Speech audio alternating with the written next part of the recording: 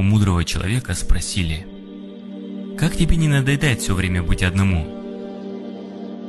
И он ответил: «У меня полно дел.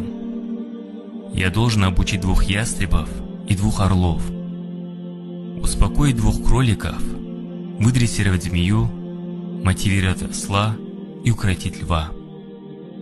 Но я не вижу рядом с тобой никаких животных. Где они?» Отшельник ответил: «Этих животных мы носим внутри себя. 2 ястреба бросаются на все, что видят, хорошее и плохое, полезное и вредное. Я должен научить их различать. И это мои глаза.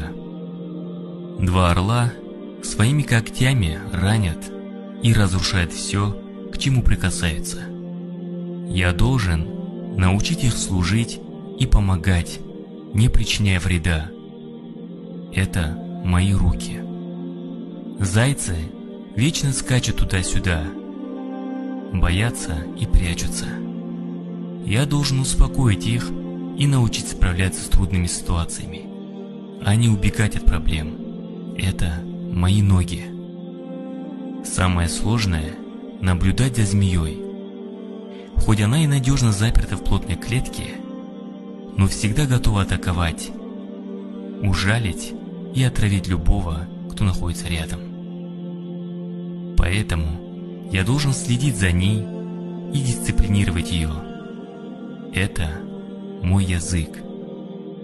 Осел, как всем известно, очень упрям, вечно устает и не желает выполнять свою работу. Это мое тело. И, наконец, мне нужно укротить льва, который желает быть королем и повелевать всеми. Он горд, тщеславен и думает, что весь мир должен крутиться вокруг него. И это мое эго. Как видите, у меня очень много работы.